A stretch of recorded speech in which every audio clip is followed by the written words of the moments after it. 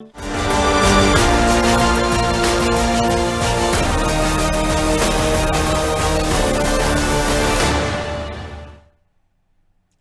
प्रदेश के मुख्यमंत्री डॉक्टर मोहन यादव ने बुधवार को भी कई विभागों की समीक्षा की और इनमें नर्मदा घाटी विकास विभाग, महिला बाल विकास विभाग, सहकारिता विभाग और नवीन एवं नवकरणीय ऊर्जा विभाग शामिल हैं।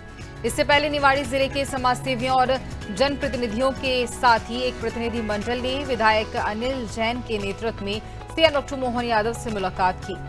प्रतिनिधि मंडल ने सीएम डॉक्टर मोहन यादव को 27 से 29 दिसंबर तक आयोजित होने वाले ऐतिहासिक गढ़कुड़ार महोत्सव में शामिल होने का निमंत्रण दिया।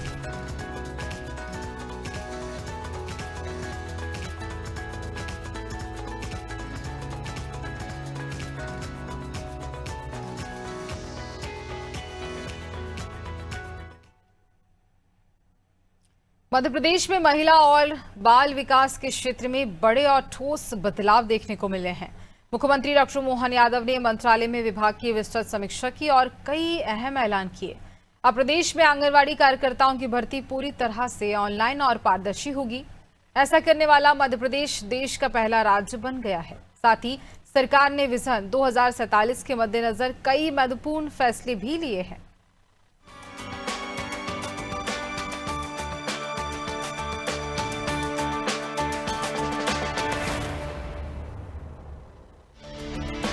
टेक होम राशन वितरण में एफआरएस प्रक्रिया के जरिए मध्य प्रदेश ने राष्ट्रीय स्तर पर पहला स्थान हासिल किया है। स्पॉन्सरशिप योजना के तहत 20,243 बच्चों को लाभ पहुंचाकर प्रदेश ने देश में दूसरा स्थान पाया है। झाबुआ जिले की मोटी आई नवाचार परियोजना को प्रधानमंत्री उत्कृष्टता पुरस्कार मिला है। पीएम जनमन भवनों की डिजाइन और मॉनिटरिंग के लिए विकसित डिजिटल मॉड्यूल की भी केंद्र सरकार ने विशेष सराहना की है। भवन निर्माण की रियल टाइम मॉनिटरिंग के लिए अत्याधुनिक तकनीक का इस्तेमाल किया जा रहा है। 20 मीटर की जियो फेंसिंग आधारित उपस्थिति प्रणाली ने डिजिटल पारदर्शिता की नई मिसाल कायम की है। अगले 3 सालों के लिए एक व्यापक कार्य योजना भी तैयार की गई है, जिसमें 2026 से शहरी आंगनबाड़ियों में सेंट्रल किचन से गर्म भोजन देने की योजना शामिल है। स्कूल से पहले की शिक्षा पर भी बड़ा निवेश किया जा रहा है। निपुण भारत आधारित विकास कार्य के जरिए गुणवत्ता में सुधार किया जाएगा। 34 लाख बालिकाओं को छात्रवृत्ति और प्रोत्साहन राशि दी जा रही है। लाडली लक्ष्मी योजना का विस्तार किया गया है। अगले 3 सालों में 9,000 नए आंगनबाड़ी भवन बनाए जाएंगे। महिला स्वास्थ्य और जागरूकता के लिए HEW के माध्यम से 1.47 लाख से ज्यादा गतिविधियां संचालित की गई है। आंगनबाड़ी कार्यकर्ताओं की पूरी तरह ऑनलाइन पारदर्शी भर्ती। ऐसा करने वाला मध्य प्रदेश देश में पहला राज्य। टेक होम राशन की एफआरएस प्रक्रिया में मध्य प्रदेश प्रथम। स्पॉन्सरशिप योजना के तहत 20,243 बच्चों को लाभ। झाबुआ के मोटी आई नवाचार को प्रधानमंत्री उत्कृष्टता पुरस्कार। पीएम जनमन भवन डिजाइन और मॉनिटरिंग की हुई प्रशंसा। भवन निर्माण की रियल टाइम डिजिटल मॉनिटरिंग का आधुनिक मॉड्यूल। निपुण भारत आधारित विकास कार्य से गुणवत्ता सुधार। 34 लाख बालिकाओं को छात्रवृत्ति और प्रोत्साहन। एमपी में लाडली लक्ष्मी योजना का विस्तार। 9,000 नए आंगनबाड़ी भवन बनेंगे अगले 3 वर्षों में। प्रधानमंत्री मातृ वंदना योजना के तहत 9 लाख से ज्यादा गर्भवती महिलाओं को 512 करोड़ की सहायता। 2024 से 25 तक लाडली बहना योजना में 36,778 करोड़ का अंतरण। महिला हेल्पलाइन से 1.72 लाख महिलाओं को पहुंची सहायता। 57 वन स्टॉप सेंटरों द्वारा 52,000 से ज्यादा महिलाओं को सुरक्षा। 12,670 आंगनबाड़ी केंद्र सक्षम आंगनबाड़ी घोषित। 2026 से शहरी आंगनबाड़ियों में सेंट्रल किचन से मिलेगा गर्म भोजन। 2047 विजन के तहत शाला पूर्व शिक्षा में बड़ा निवेश। ये सभी कदम महिलाओं और बच्चों के समग्र विकास की दिशा में बेहद महत्वपूर्ण है और सरकार का दावा है कि 2047 तक का विजन ध्यान में रखते हुए योजनाओं को और भी प्रभावी बनाया जाएगा।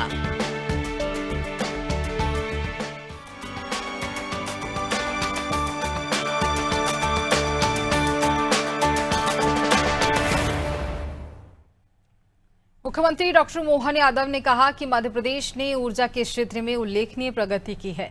उन्होंने ऊर्जा और नवीन एवं नवकरणीय ऊर्जा विभागों को अपने प्रदर्शन को उत्कृष्ट से अनुकरणीय बनाने के निर्देश दिए। मुख्यमंत्री ने पारंपरिक बिजली उत्पादन और नवीकरणीय ऊर्जा पहलों दोनों की विस्तृत समीक्षा की। सीएम ने कहा कि आगर, शाजापुर और नीमच स्थित सौर पार्कों से उत्पादित बिजली भारतीय रेलवे को भी आपूर्ति की जा रही है।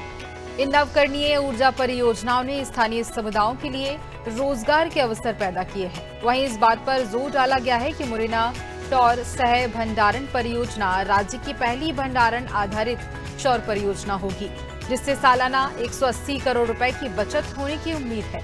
ये परियोजना 2027 में पूरी होने वाली है। किसानों के लिए सौर पंप योजना, सूर्य मित्र कृषि फीडर योजना और कुसुम पहल पर भी चर्चा हुई। मुख्यमंत्री ने कहा कि राज्य का लक्ष्य लगभग 1300 सरकारी भवनों में 48 मेगावाट क्षमता विकसित करना है।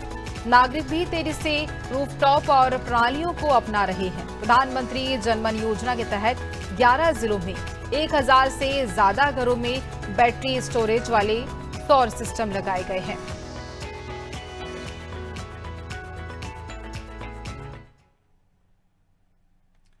भोपाल में मुख्यमंत्री डॉक्टर मोहन यादव ने जल संसाधन और नर्मदा घाटी विकास विभाग की समीक्षा बैठक की, जिसमें उन्होंने बताया कि प्रदेश में पिछले 2 वर्षों में जहां 7.31 लाख हेक्टेयर में नई सिंचाई क्षमता विकसित की गई है और वर्ष 2026 तक इसे 8.44 लाख हेक्टेयर बढ़ाया जाएगा।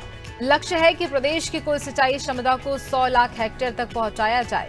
मुख्यमंत्री ने विभिन्न नदियों को जोड़ने वाली नदी जोड़ो परियोजना पर तेजी से काम करने के निर्देश दिए हैं। इस परियोजना के तहत उज्जैन में कान गंभीर, मंदसौर नीमच में कालीसिंध चंबल, सतना में कैन मंदाकिनी, सिवनी, छिंदवाड़ा में सक्कर पेंच और रायसेन में जामनेर, नेवन व नेवन बीना जैसी कई नदियों का सर्वेक्षण पूरा हो चुका है, जिससे लगभग 5.97 लाख हेक्टेयर में अतिरिक्त सिंचाई सुविधा मिलेगी और हजारों किसान लाभान्वित होंगे।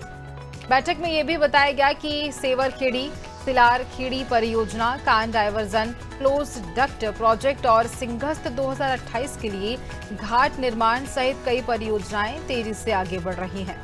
मुख्यमंत्री ने भोपाल की झील की प्राचीन तकनीक का अध्ययन कर कम लागत वाले सुरक्षित जलाशय और बांध निर्माण पर भी काम करने के निर्देश दिए।